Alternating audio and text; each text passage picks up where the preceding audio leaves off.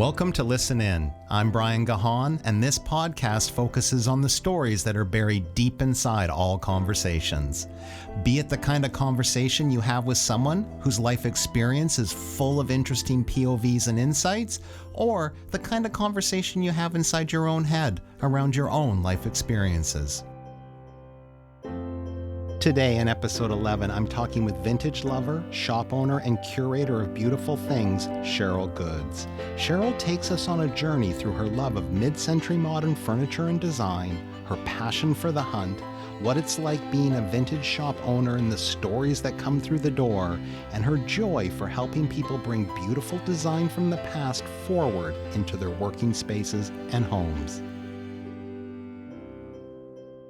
Hi, Cheryl. Welcome to listenN. Hi, Brian. Thank you for having me. Yeah, it's great. We're sitting here in your beautiful store in busy downtown Toronto. And so there's lots of noises and things that we'll probably hear, but I'm fascinated by everything in this store because everything has a story. And I'd love to start with your story around how you ended up falling in love with vintage things. Well, I think it happened gradually over time. That's the short answer. The long answer is probably just really appreciating beauty in design. And I think that started at a very young age. And I find myself being a very visual person. So it started early with like having a visual memory and recognizing that I do and that I can remember where things were placed, even if I can't remember what the item was called. So I feel like my interest in vintage just comes from being aware and noticing and the shape and color and design of things. And so as I grew older, it just became an appreciation of finely designed products. And so it was probably my early 20s when I was sort of first living on my own and had to choose what would be my furnishings for an apartment, that sort of thing. And then I'd have to say that in Toronto, when I was able to purchase years ago, my first little studio, it was a little loft. And that's when I realized, oh my gosh, I am going to find all this great vintage teak furniture and I'm going to outfit this loft the way I've always wanted to. This is my space. And it started from there. And my friends lovingly called it the House of Teak. And I'd have to say that was probably 10 years ago. And my design sense has changed in some ways, but will always gravitate towards mid-century modern, Danish modern, Canadian made at times, but teak furniture. Okay. So now you say design, a love for design. I'm going to ask this heated question, create a debate. Have we lost that in in other words, if you love design, do you find yourself just gravitating to vintage things? I'd say current and contemporary housewares and furniture design is still very influenced by some of the classic modernist design. So in that sense, I think there's a recognition that it was done really well, that furniture makers in the 40s, 50s, 60s, and into the 70s were crafting with a lot of care. And these pieces are timeless, they're functional. There's very much a difference between a modernist aesthetic and a Victorian or Edwardian furniture style. So there's a lightness, a craftsmanship. And I feel like that's replicated today, but it just doesn't have the same authenticity. Right. Because when you find a true vintage piece and you can sort of figure out, date it, what time it was made, who was the manufacturer, you can really find out a lot about it. And then you can find out if they were making it for the masses or if it was crafted, handmade, and those things just last longer. So what we're losing is the craftsmanship. But there are ways to use those designs, just like old architectural designs, and replicate them today. Right. The materials, however, were better then. There are things, and I keep coming back to teak, but teak is not a sustainable wood to be growing and cutting down today. Buying furniture from the past allows us to have an appreciation for it while not damaging our environmental and natural resources today. So there's that element as well that makes me feel good being a purchaser and seller of vintage, because we do need to think about those things. And there's a lot of pieces that remain in our world that are in great condition that we should be turning to before just buying new and more conveniently. Right. Yeah. I mean, and when you mention, teak, I think of that as, if you're going to work with a wood that's expensive back in that day, you made sure you did something beautiful with it. That's right. Yeah, absolutely. Yeah. And the same thing too, so teak was used a lot in, by Scandinavian designers, and that also came to Canada. But here we would make similar items out of walnut. And so, yes, there were pieces made out of teak, but walnut, maple. Then in South America, they're using rosewood, but all of these, it's very hard to tell at times what is the difference between a walnut, teak, or rosewood piece, because the grains are similar, but the woods could be local to that particular country. So do you have a distinctive memory of when you were like, oh, I love vintage? Like, do you have that memory, of a time where it's like, no, this is who I am? You know what? I would probably have to say that the vintage is like what I feel most connected to, like as a product. But the idea and the sort of risk taking to open and operate a shop is also like a huge part of my story, because it's not just about, for me, trying to salvage and find pieces to help people outfit their homes and find beautiful things that have lasted a long time. It's also about sort of becoming a shopkeeper and what that means, because I'd say before my love of vintage, which was really more of a maturing young adult thing for me, like I loved the idea of operating a shop. And when I was a kid, I had a real interest and a real appreciation for Garfield comics. So I'm talking 7, 8 years old. And I thought that I would open a shop called Garfield's Playhouse. And the shop would have a bunch of toys. Most of it would be Garfield themed. But I imagined it, drew it, there would be shelves of the books and digests, and then large stuffed animals, smaller things. And I always remember that as the first real idea of I think this is something I would like to do at some point. And, even as a kid, just sort of decorating, rearranging toys on shelves, finding the perfect way to display things, then getting tired of how that looks, mixing it up again. And that continued through teenage years, again, with decorating walls with posters or other framed items. And it just sort of grew into an appreciation again of design, decor, visual stimulation, and things that I really connected with.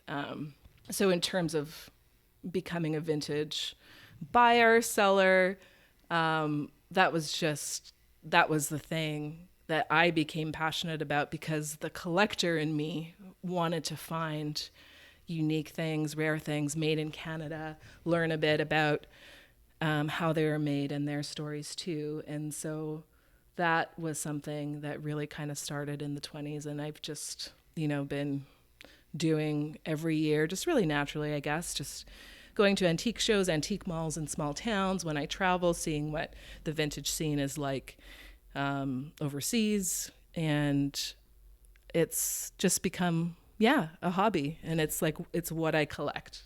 And is there a difference in when you say the vintage scene, like, for example, overseas? Have you noticed culturally that there's a difference, or is it all the same? Yeah. It's funny because sometimes you really have to seek out the kind of vintage and antique market that will have more furniture, because there could be a lot of clothing or artifacts, museum pieces, smaller little things that tend to be what I've found overseas. And maybe that's also because it's easier to set up at a market, and Right. and some of the shop spaces are harder to operate and run when you're like in Europe or Asia.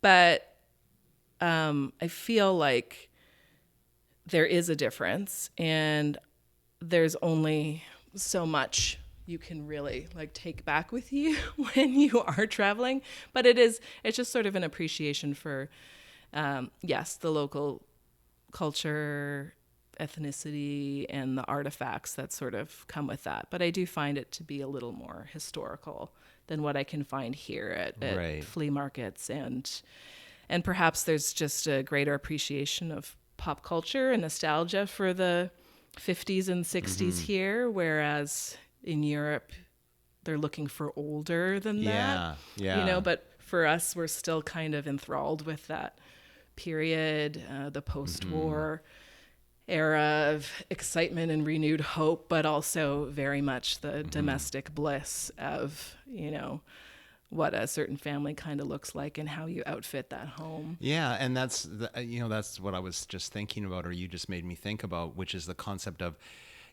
growing up in the 50s and the 60s, families were used to not having, so there was these symbols of whether it was success or the perfect family. Oh, they had those glasses, or they had that gravy boat, or whatever, right? Yeah.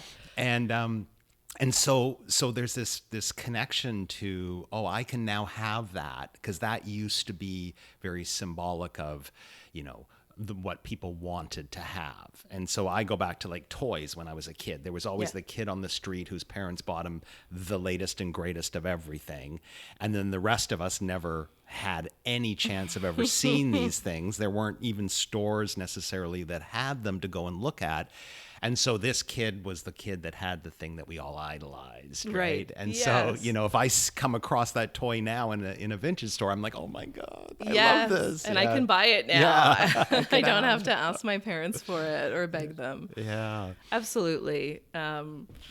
So you mentioned about being a shopkeeper, and so that's a nice segue into a couple of questions I have for you around when you have a storefront and you are open to the public just coming in or walking around, and a lot of people love to browse in vintage stores and then they leave. How, what type of conversations have you overheard, people talking about vintage things? Like, have you heard any real gems, or, like with people picking something up and telling a story about it to the person they're with? Or... Yes, all the time, which is so nice. Okay, and share. It's really, it's a beautiful icebreaker with strangers or neighbors, to hear people really connect or exclaim out loud or gasp and say, that was my grandmother's set. Like, we had these exact cups and saucers or servingware, or these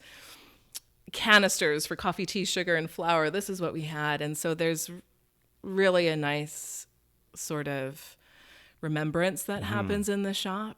And the vintage Pyrex that I have, like a lot of this stuff, was available at the Bay, Eaton, Simpsons, all the major department stores, whether it was your grandparents or your parents who were getting this stuff as wedding gifts. Like, there is a material history here of objects that you would recognize at somebody's home or an aunt. So there's a lot of that, which I find really sweet and endearing.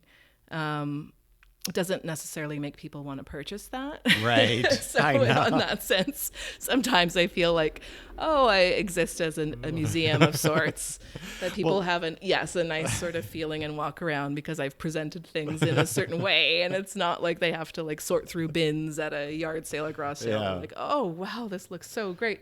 But also, of course, there are the people who do buy and appreciate and say, oh, it looks so much better here than it did in my grandmother's Right. house. Or like, I can imagine like this with my style now, and I couldn't do that before. Why did I get rid of it? You know? Yeah. Well, that's an interesting comment because it's exactly what happened to me when I came into your store, and I saw things in your store that have existed in either my mother's house or my aunts and uncles' houses. And you know, everybody gets asked, hey, do you want any of this stuff? And everybody says no. And so, but they come into a store like this and they're like, oh, I love this. And it reminds them of something. And so I'm curious, do we require to not know the history of who owns something in order to want it? Do you know what I mean? Like, Oh, yeah. you know, like I don't need to know who, you know's kitchen those sugar and flour and coffee containers Right. sat in. Right. But they remind me of my mom's, which I Yes. said I didn't want, and they went to the Sally Ann or to the Goodwill or Sure. whatever and were given away. Yes. I mean, nostalgia can work both ways. You know, it can create fond memories. It can also remind us of things that were harder to work through. Maybe we haven't been able to work through with our family history. So I do think there's something to be said about finding things in your adult life that remind you of the past, but that are yours. Like you can put also Right. sort of your print on it, and or like, you know what, I really like this faux wood set, and you know, my grandmother had like a bright red or a mustard yellow set, and that's not really my thing. Right. So you can appreciate objects, I think, again, for like their design value and then what you like as well. But definitely, it is really sweet when people come in here and buy the exact same mixing bowl set Yeah. that their grandmother had, and 2 of the bowls broke, and I want them because they remind me of that. And Yeah. it really is the nicest sort of feeling to be able to provide that and just have like a little quick conversation with someone about it. Yeah, it's so neat, so cool. Yeah. So, and then also having a store, you can have people come in going, "Hey, do you want to sell this for me on consignment, or do you want to buy this?" And then they have a story about it. So, talk me through some of that experience of working with people around these objects that they cherish, they want to get rid of. There's value to it for them. They don't want to just throw it out. Yeah. So, I mean, luckily that's something that has happened to me since I've had a store for 3 years. In the beginning, of course, I had to source everything myself and sort of stockpile it to make sure that I had enough. But yes, now that I have an open door, people come in, and they often want to sell me things. So you sort of have like 2 clear types of people. There are the people who are like your pickers, like the TV people who love collecting, will buy full out storage units or go around with their pickup truck and pick up things that are left on the street or given away. And then they come to you and they say, hey, I've got this cool stuff. Do you want to take a look at it? Look in the back of my truck. And some of it is just junk and some of it's actually really good. And so I've found pieces that way where it's really great. Again, it comes to you and you're like, oh, wow, this is amazing. I'm going to make them a little offer on this. Right. Perfect. And then you have the people who are attached to items that belonged in their family to their parents. They're helping them downsize, or there's a loss in the family. And so, and that's another conversation. And it's one that I don't do a lot of, because consignment can be tricky. It's not always the right fit, or again, after a few years of doing this, you sort of know what people want and what sells. And so the fit has to be really good. So I'd say I welcome that. It's been fun, but it's when you have a smaller space and you have like leanings towards mid-century modern furniture, or again, retro 50s, 60s kitsch, it doesn't always jive with the people who have an estate to deal with and a lot of disparate era furniture. But it is fun to see what kind of walks through the door sometimes. And some people are on foot, again, the pickers with like a box and like, what do you like? Like, make me an offer. And so I like that. Well, see, I never thought of that. I never thought about the concept of, going around and picking stuff up and then coming to a store like this to sell it, because there's lots of times I've gone by, because that's the beauty of Toronto. You leave anything on your front lawn and within minutes it's gone, if not day, right? It's true. And so you're always seeing people leaving things out, especially things like vintage glassware and stuff like that. But I've never thought because I'll look at it and think, well, I don't necessarily have a space for that or need for that, but it's a value. Yes. And you don't want somebody breaking it or, ending up in the garbage. But I never thought about picking it up and then coming to someone like you and saying, hey, are you interested in this? Right? Yeah. No, it's really great. I mean, it's a whole other side hustle that people can consider in lieu of collecting aluminum cans from recycling bins. And Exactly.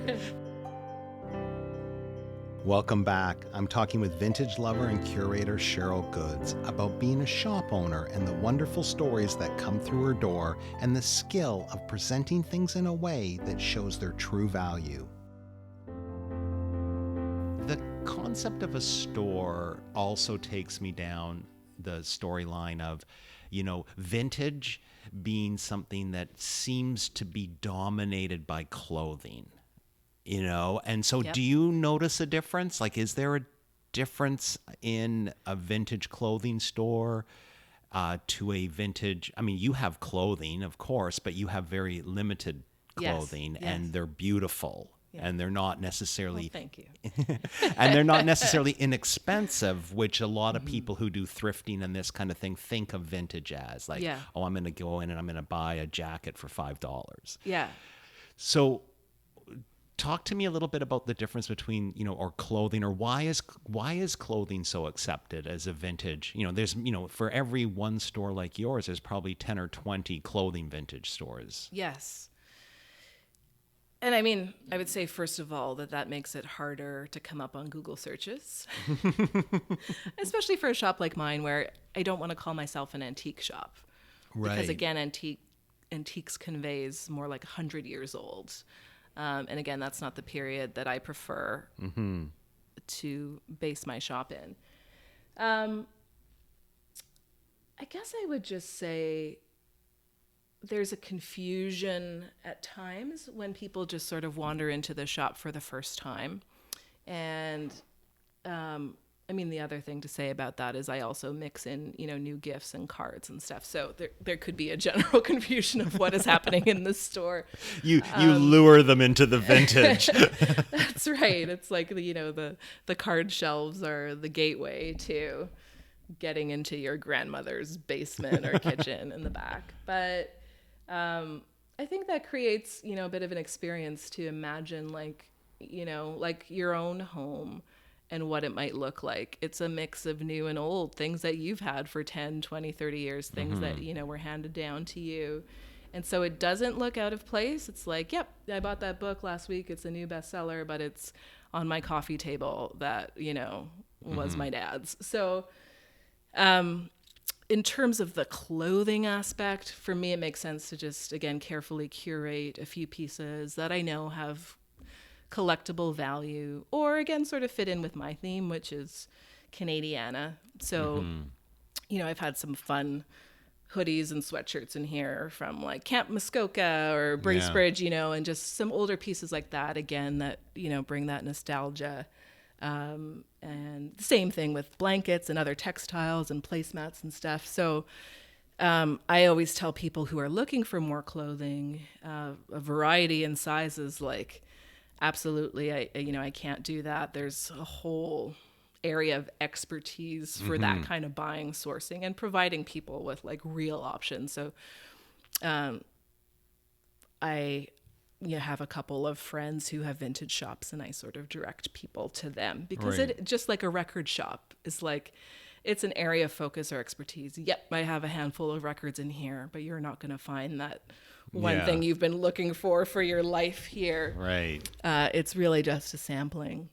Yeah, and I mean that was a nice way of describing your store. Is it does have a feeling like you're walking into somebody's home, and that takes me down the road of the work that you do with people, helping them style their homes or bring some feeling of substance into their home and into their lives. Yeah.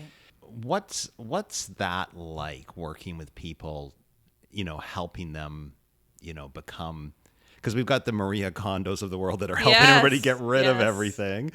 And then we have yourself who's going to come in and help people maybe put some substance into their homes. Yeah. Well, I would say that's one of the things that brings me joy, to reference Marie Kondo, is, I guess, presenting things in a way to make someone sort of realize that it does look good, and that you can work with vintage and you can work with your existing pieces. And so just rearranging them in a certain way, adding a color on the wall behind it that just really brings out, textures and like materials. And so like for me, a big part of design and decor is about the appreciation of materials. So woods or woven textiles or woven with wicker and rope into seating in chairs. And so I feel like people decide on their own, oh, I'm not into wicker, or I don't like wallpaper, it's going to be too busy. But then when they come in here, they go, oh, that one wallpaper wall, that's perfect. That's what I'm looking for. Just an accent wall. And like amazing, like how like the wicker looks on this like brand new trendy fun wallpaper wall. Like that looks so good. That's like the summery feel I want. So, again, they're imagining old wicker. My grandmother's entire sunroom was filled with 20 pieces of wicker, and I don't like that. But that's, I think, part of the staging that I do in the shop is to help people visualize it, see it like a home. And always it's the cutest thing when kids come in here and are a little bit confused and they ask their parents, like, Mom, is this a house? Are we allowed to be in here? and they kind of love it because it just feels, kind of welcoming. And then the parents are losing their minds because they're like, oh, they're going to touch everything. And I'm really okay with that. And once in 3 years, a child has broken a tiny little plate. So I have absolutely no problem with kids coming in here and exploring. But yeah, in terms of like what I really love to do is working with people and helping them find the items and pieces and putting it all together. So I've done that a few times now. One for a friend who's a psychotherapist and was moving to a brand new office, really excited, a lot more space, more natural light, coming from a small, cramped room, and now wanting to make that space feel comfortable for her clients and a place where she can go and work as well when she's not meeting with clients. So not only finding the right kind of furniture, the right proportion of pieces for the room, but also the right feel to make people feel comfortable. And that was a particular challenge because, if you're meeting with a therapist, you want to enter a space that's welcoming and warm and relaxing and isn't going to trigger you as well. Right, yeah. So we had some really interesting conversations about the kind of art that could be appropriate without being totally, empty hotel room, no character type of art, but, an old photograph of nudes is not going to make the cut for a therapist's office. So in one sense, like that was a really great project and we had a lot of fun.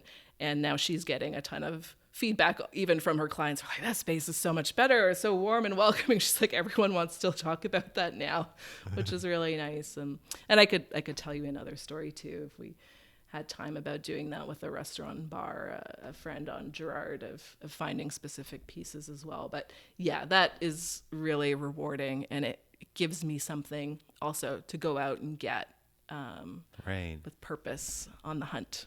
So let's talk about that, the purpose on the hunt. That's, because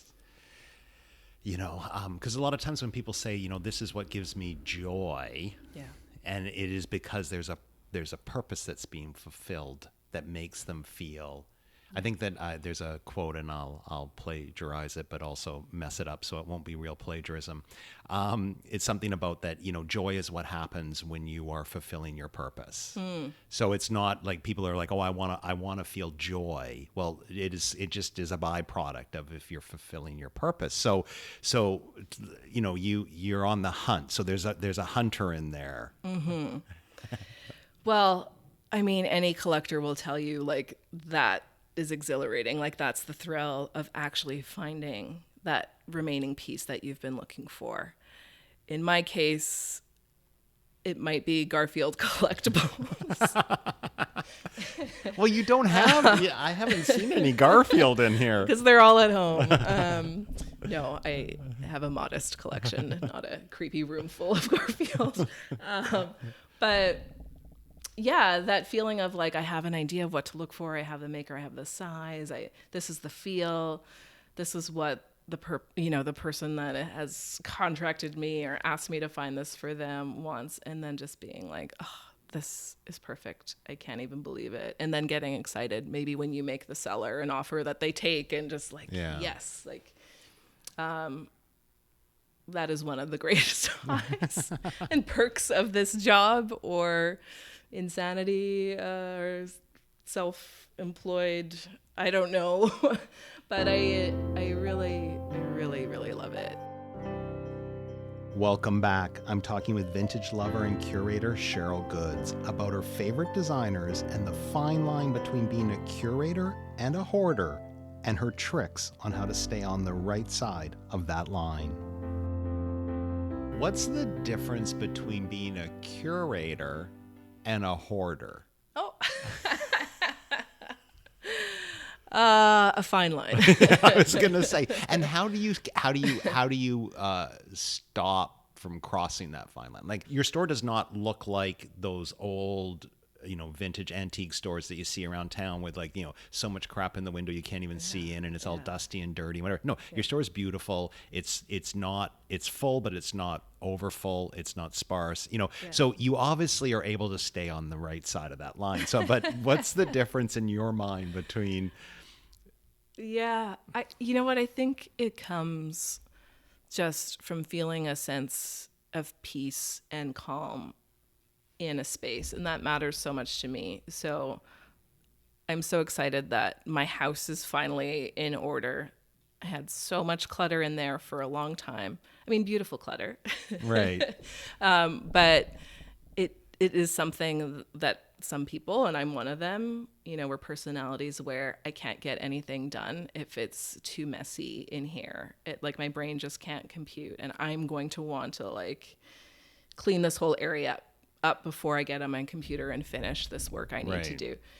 So I guess I've approached that in a similar way with the store, in that I don't want people to feel overwhelmed. And I do think there is beauty in so many of these pieces, and you have to be able to see them.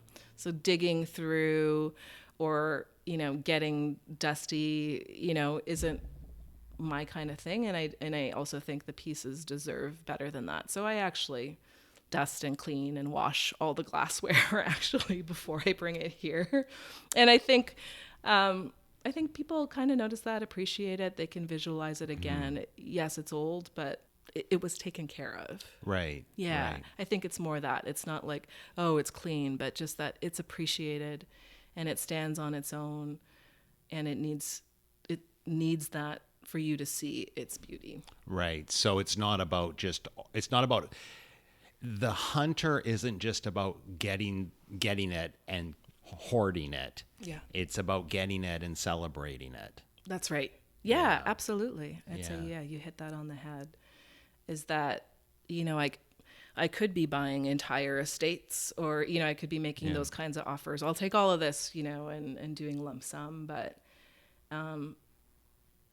it is more fun to be a curator, and also to be able to speak to those pieces, because people who buy vintage also want to know why this is important, or how do you know, when this was made, or wow, it was made in Canada. So curating helps me sort of treat every piece or every little group of pieces with more care and attention. And again, that just translates to a better experience in the shop of me being able to tell you about how I acquired this. The story behind it. Right? Yeah. Yeah. Which is a big part of it, and which is sort of why, I end up working in the shop 98% of the time, and I don't have any employees. And, I have an arrangement with friends or family to work time for me, and I look after their cats or whatever, because, I can speak to the history of the pieces and I can acquire it. So it's unfortunate, because it would be really nice to have more time for other things but when you're operating a shop and you sort of really care about all those pieces, it's also part of what you signed up for. Yeah. Like, I've never thought of the concept of curation and a hoarder, but like when you listen to those shows with the hoarders, and they've got their basement full of stuff, they never have the story behind the object necessarily. They have this sort of thing about, I may need this in the future, but they don't know really why. And so I think that's maybe the difference. The difference is like, oh, I might need this picture frame in the future, so I'm going to take this picture frame and put it in my basement. But I have no story behind it. I just found it. I just have it or whatever. That's true. That's a good distinction. Yeah. Yeah. And I mean, in some ways I appreciate that, because it's still about collecting in some way. And some of the hoarders still have a connection to what they're hoarding. And it might be a huge collection of Blue Jays memorabilia too, that only, a tenth of it gets displayed. But yeah, then I guess there's the other side of just sort of bargain hunters, and you can't pass up a good deal. And I think we share that. I think that's part of being a curated collector, and also part of being a hoarder, of like, I can't believe this Pyrex mixing bowl in great condition is, $1 at a yard sale. I must get it. And I'll find somebody to give it to if I don't have room for. Right. And so for me, obviously I have the outlet of a shop. Like, I've made this my livelihood. I can do that, and I can collect all these pieces that are sort of relegated as junk or not good enough anymore, and find them new homes. So there's that, obviously, that compels me, but I feel like I'll still do that in the future, when I don't have a shop, that if I find these amazing things and I know the value of them, they need to be part of me until I can pass them on properly. Right. Yeah. Right.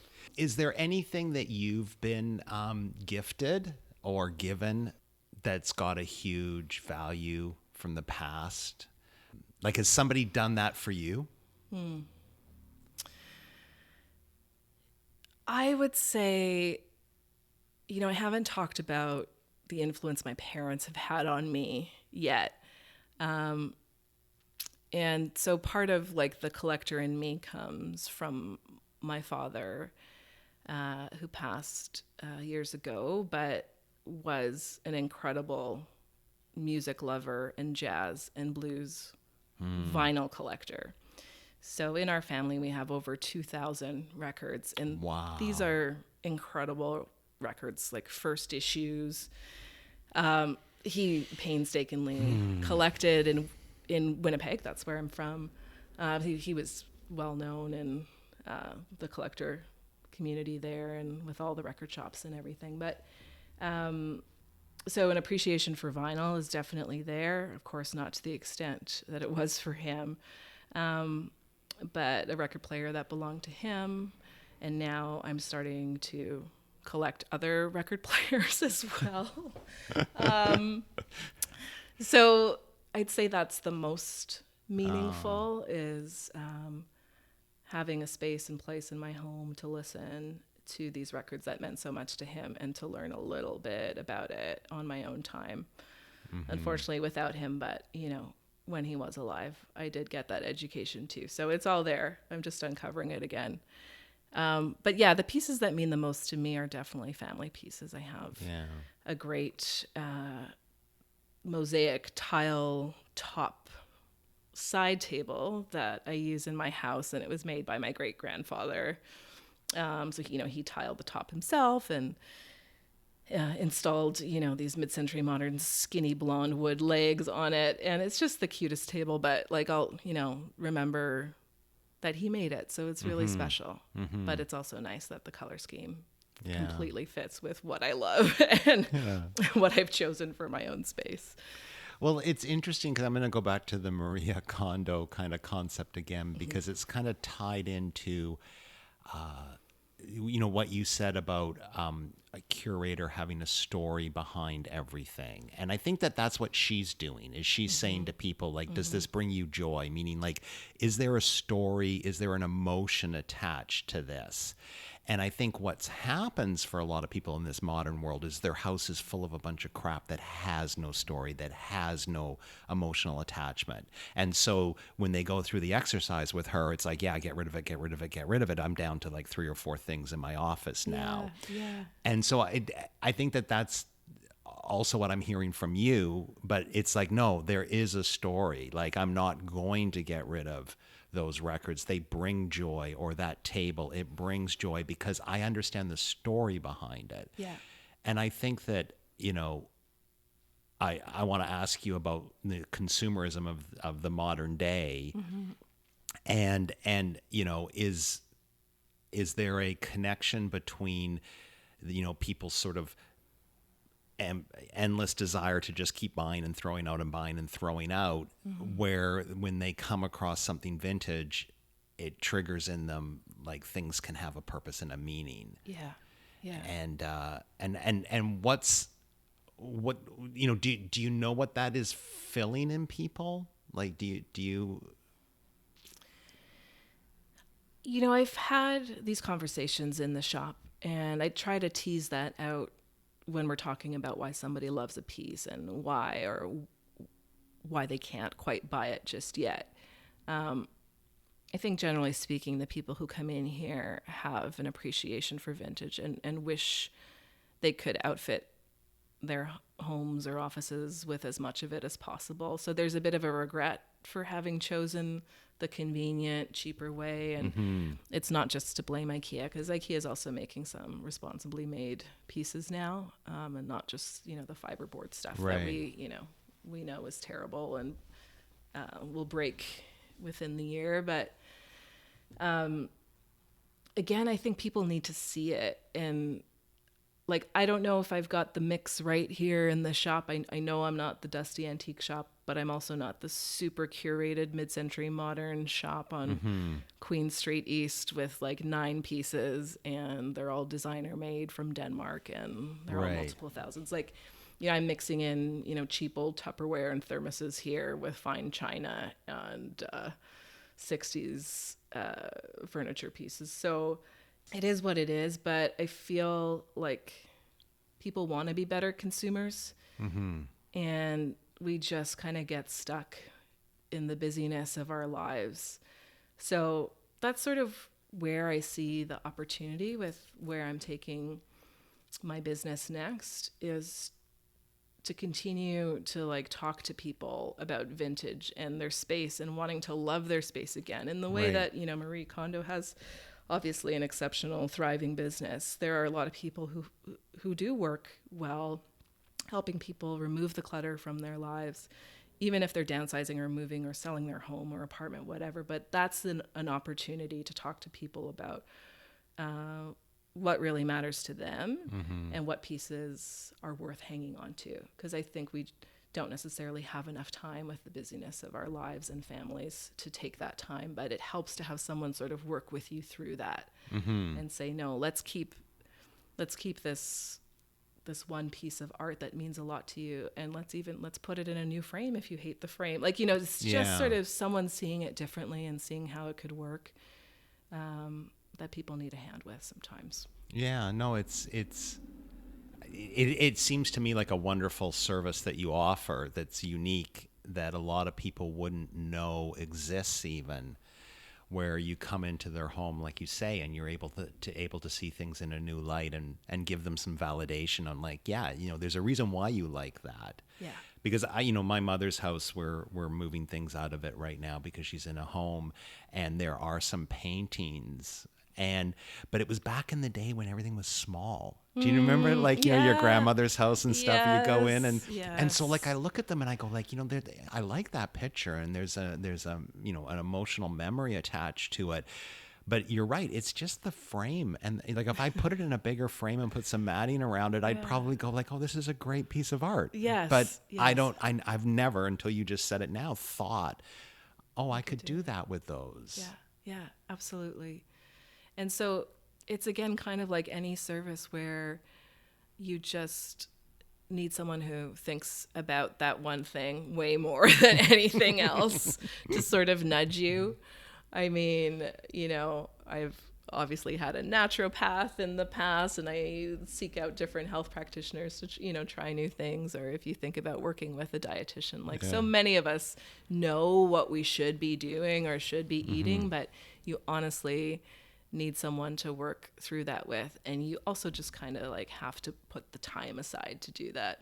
So obviously, if you make a meeting with someone and you're just going to talk about your diet or your health, like, you are locked in and you're doing that. But the same thing can happen about your space. Like, and it shouldn't be something, that's shameful. Like, oh gosh, like, you walked into my house and it's full of this and I'm sorry. Like, there is so much that we carry about that, but it honestly, is just the greatest thing when you can help someone with that and have a conversation about, like, what makes you happy. So definitely would encourage continue watching shows like Marie Kondo. I think she does a wonderful job, and less of the shows about income property and they're fun. You can learn a little bit about contracting and design, of course, too, but it sort of loses the heart and character of, like, what makes a home homey. This constant renovation, gut it and throw it out and move on. Yes. Whenever you watch those shows, they always have that big bin and they just keep throwing stuff in, and you're like, that sink was pretty vintage cool, right? Exactly. And it's like, someone else will like that. Like, don't just off it goes. I mean, on a side note, that's like the restore concept, where you go in there and you'll see, like, these entire kitchens that have been torn out of rich people's houses, and you're like, it's gorgeous, and meanwhile it's just sitting here, or doors, like really thick, beautiful wood doors, and all this stuff that just ends up in the landfill. It's so true. Actually, it's funny that you say that, because I've only been to a couple of salvage auctions, and the most recent one was a beautiful rich person's home, and they had the foresight, like, we're going to sell our house, but there's still value in these pieces, and some people will know what to do. They'll take down all this custom cabinetry we had built in here 40-50 years ago. And so I was there to acquire, like, 3 wooden doors for $1, and it's just amazing. Like, I'm like, if I hadn't bid on this, I guess there would have been no bids and it would just be junk. Yeah. And, like, it's a lot of work to go, and then, like, find a way to transport 3 wooden doors. But I'm just like, it's completely worth it. It's like, the stuff, again, it's about the materials that were used 50, 60 years ago, and the craftsmanship about it. And they just can't compare to, like, our Home Depot MDF doors that are the common, you just, like, hit the door wrong and you've got a crack in it immediately. You feel like you could just, like, kick through it. So, that was worth it for me. And I'm always really glad when people realize, like, well, we might have to demo this home, but like, let's give people an opportunity to, like, save this cabinetry and reuse it. It's fantastic.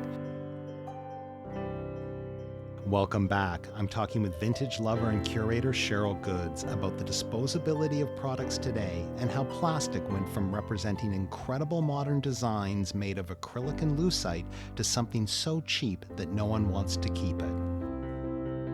One of the other things that comes up for me when I look through vintage things is, pre-plastic, like how we were able to make things before we had, plastic everything. Right. And you sort of look at things made out of metal and glass or tin, and you're just like, wow, like, that was so interesting, the fabrication of these things. Yes. And that's the part that I find interesting, is just because I have a little bit of a aversion to the excessive plastics that we're using in absolutely everything that doesn't need to necessarily be made from plastic, but it's made because it's cheaper. Absolutely. Well, I think, again, because I specialize in mid-century furniture, people's homes and their housewares included like fine china and ceramics and porcelain and materials that were passed down to them. But then as well, the consumerism there of like, not only do you need like a toaster, now you need a little coffee maker and a little this. And so there was like the consumer push for sure in that period. But I do have to say the like disposability of products today is really upsetting and is something that we really need to pay attention to. People are wising up. Single-use plastic bills and proposals and bylaws that are coming soon, here are really, really welcome and necessary, and even if people are distilling it down to the plastic straw or the plastic water bottle, like that is great. But yes, also all the other plastics, the Dollarama plates and stuff that, are just constantly churning out and people use for events, and then nobody wants to keep them because the value is so low on that. It's just like we have to think about the value of items and not being also afraid to use nicer items when we have parties and host people. It's like, like that's okay too, is like to use these pieces, and they will have a shelf life. I mean, don't use your favorite pieces if you're worried they're going to get broken, but still to use finely made products for that everyday living is what we should be aspiring to, and not thinking especially this is when a you, one-time crappy event, whatever, I'll just buy a plastic tablecloth for, no. But I do want to make a little note about plastics, because some of my favorite things from the 50s and 60s were made of plastic, but it was like an acrylic or a lucite. And that was, the table was a waterfall, a nesting table set was made out of lucite. And it's just like, oh, that's so cool, But, and of course, these things were made to last. This is not disposable plastics, but some of those materials, there were some like really groundbreaking designs because they were able to see plastic in a different way, and people were so excited about plastics in the post-war era for sure. So who are some of your favorite designers? Oh, I have a few. It's almost more like, for me, it's not about the designer, it's about the end product. So there are some pieces I have that I'm not even sure who designed it, but I love what they've done. So I'm not a purist in the sense of like, this chair must be original Charles and Ray Eames, like so Eames is the biggest name probably in modernist furniture making, and Charles and Ray were a couple who designed together, and many of their products are still being made by Herman Miller, and many copies and duplicates exist by other furniture makers. So I'd say Eames was important to me because I got a copy of the famous Eames lounge chair, which it may not come to mind immediately when I say that, but you've seen a million times on TV and in film. It's the classic sort of lounge chair where you might smoke a pipe, and you've got the ottoman piece to it, and it's got molded wood backing and a leather chair, and it's just gorgeous. So those retail for like $10,000 now, but you can find vintage pieces that are also in great condition, and their value is also super high. You can be paying $4,000 or $5,000 for that. And so one of my first pieces when I outfitted my little studio loft was a replica Eames chair, which, was a great find and deal for me when I was in my late 20s, and I loved it so much. And, I don't think it was leather. It was like a brown vinyl, and it was like super scratched up, but I loved it so much, and I basically wore it out. So I guess Eames is number one. And then I would say there's the Danish designer Finn Juhl, who also was really important to Scandinavian furniture design. And when I was in Copenhagen a few years ago, this was like maybe one of the most magical moments that probably spurred on the creation of my store was being able to go to the Danish Furniture Design Museum, that they have an actual museum where you walk through and see all of these beautiful pieces of work, and every piece has a nameplate, and you can appreciate it and learn who made it, when, what year, what manufacturing house, the different upholsteries. My sister and I went to that, and I think about it still way more than I think is probably a healthy amount. But I really love that experience, and so I'd say Finn Jewell would be another influential designer in my taste, and it's a little harder to find Canadian designers. It was really more the manufacturing houses, and they would often work with Scandinavian designers. That they would bring them in and kind of help teach in like a sort of master apprentice kind of way how to make those pieces here. So unfortunately, there's not too many Canadian furniture designers that I would name. But a fun brand that I've carried in the shop a lot was the Imperial Manufacturing company based in Stratford, Ontario. And there's a bunch of pieces that you can trace to Imperial and that they're written about in Canadian design books. And so that history was kept and gathered. But yeah, I'd have to say, like, apart from the Design Exchange group here in Toronto, and a few books that they've put out, it's a lot harder to find like our Canadian design heroes. We just haven't idolized them the same way. And of course, they were influenced by the American and European greats before them. Yeah, and sometimes it's just a matter of us sort of like acknowledging it in the sense of, like that, Canada's still a young country, and so we haven't necessarily invested in acknowledging our sort of uniqueness. Or so yes, they might have worked with a Danish designer, but they had their flair, they did something different, but we haven't yet owned it. That's right. Yeah, absolutely. Because a number of years ago when I was in the restaurant business, I worked in the last restaurant that I ever worked in Toronto was called Metropolis, and it was based on the concept of Canadian cuisine. And at that time, nobody knew what Canadian cuisine was. Right. And we were written up in the New York Times. We were like hugely successful. But it was just fascinating to see, like, what's Canadian cuisine? And then when you start to label it, then people go, oh, yeah, right, that's Canadian. Yeah. So, maybe that's going to happen, and is that you'll see people start to, put a, words to it or language to it or description to these designers who, yes, they took an American designer's idea or a Danish designer's idea, but they put their own twist to it, and that twist is the Canadian design. Absolutely. Right? And just hearing you talk about that reminded me of one company in Montreal that was fairly prolific in the late 60s, and they were called RS Associates. And they were tasked with designing a lot of furniture for Expo 67. Right. And those pieces are still circulating, and I've sold some in the store. I have a couple at home that I will never sell. And RS Associates is a little bit of a brand name that is a tiny bit more of a household name here in Canada. So I would definitely want to reference them. And one of the most amazing shop happenings was when a small family came in here, and they were looking around. They were really interested in everything.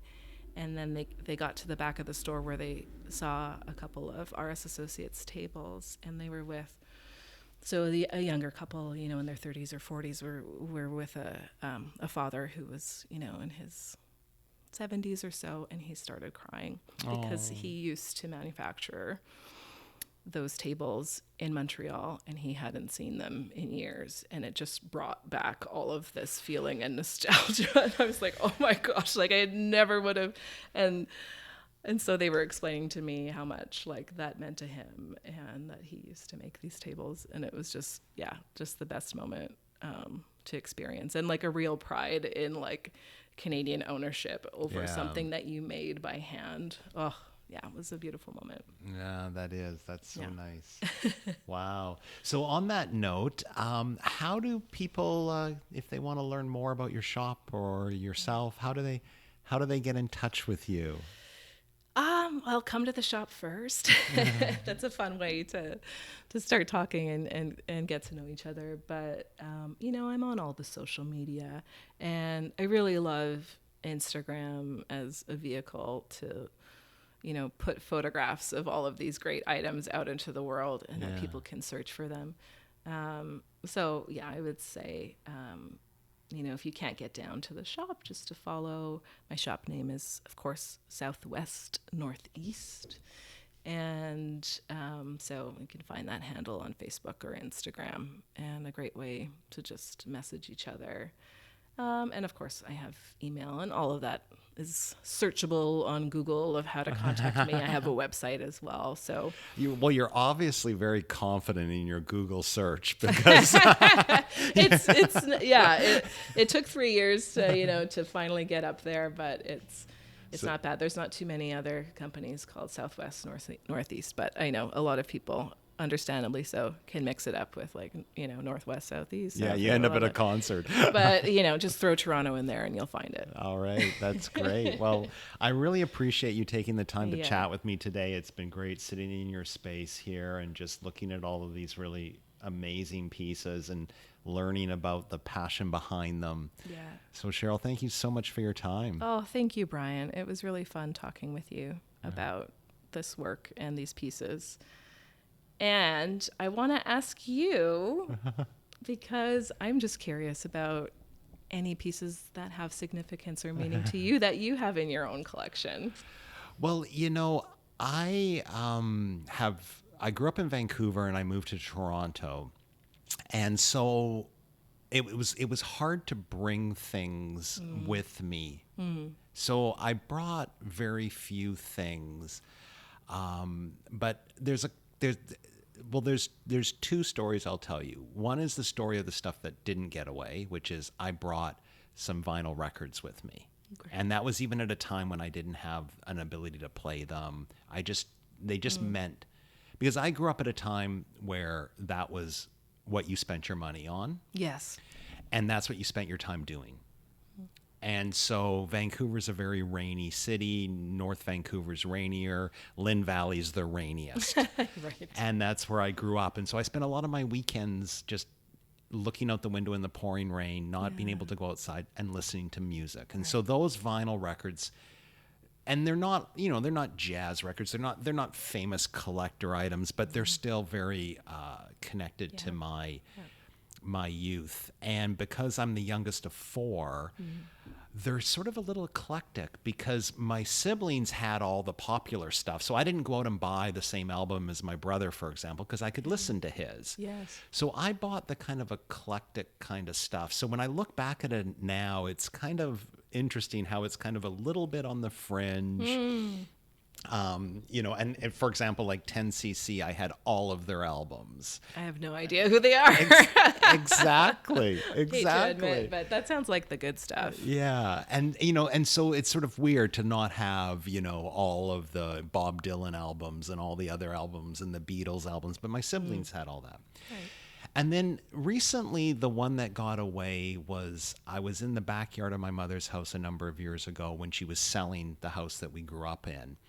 And there was this copper pot, almost like a planter, but it wasn't. I don't even know, I'm assuming was for some sort of liquid in its day because it had a spout on the bottom of it. But it was this beautiful big copper, almost like a barrel, but not that big. Did it have a handle? It might have. I don't know. I might be able to tell you what that is. But please continue. Yeah. And so, and again, like, how am I going to get this back to Toronto? How, I can't get it on the plane, whatever. So I don't need it. And to this day, I go in my backyard and I go, I wish I'd thrown that on a bus, shipped it across to Toronto, and I'd have it in my backyard. Because it was just a memory of... And it didn't mean that much to me as an object. It was more about what it symbolized for me, which was my home and my backyard. Yes. And so I would love to have it full of flowers here. Yeah. You know? Absolutely. Ugh. Well, I mean, it came to mind because I had one in the store. It was probably smaller than what that sounds like, but it was a coal scuttle. So people hung on to them, but they were actually quite old, and they make, beautiful display pieces or planters now. We don't need to collect coal anymore for our heating. Well, maybe you'll find one. Maybe you'll find one again. Yeah. And I mean, I think that, a message that I would shout out to anybody, especially people that are maybe a little younger than myself, who are yet to experience that point in your life where you're dismantling your parents' home or your childhood home, is do take the time to really think about a few things that you do want. Because, when you say no and you get rid of them, they're gone forever. Absolutely. And we talked about it earlier because I thought a lot about the fact that, is there a need to not know who owned it in order to want it? But I loved your story about your grandfather's table, the mosaic table. If you can just take it and keep it, it can add a lot of richness to your space. And it's a story. It's a conversation starter. People come in, I love your mosaic table. Well, now you get to talk about your grandfather. Absolutely. Yeah. And the other side effect of that is it makes you think, hey, I could make my own table too. Like we don't have to be furniture makers who were properly trained. My great-grandfather wasn't, but it just makes you think about, again, it's that sort of mindset of like, can I repurpose this? Can we upcycle this? What will it look like if I just painted it? Can I find a way to restore it so I keep it a little bit longer? And it's that sort of thing I think we can do to have a better environmental footprint. So it's, again, not just about collecting. It is also just, a question of ethics today. Yeah, absolutely. Well, on that note, I will thank you so much for your time. And we'll hopefully get to chat again soon. Thanks. Anytime. Yeah, Come thanks, by the Cheryl. shop. All right. Thank you, Brian. You're welcome. Bye-bye. Well, that's another episode of listenN. Thanks for being. Please subscribe, leave comments, or head on over to our website at listenNpod.com. That's listen with 2 N's, pod.com, where you'll find episode notes, links to anything that we talked about in this episode, and you can connect with us about being a guest on listenN.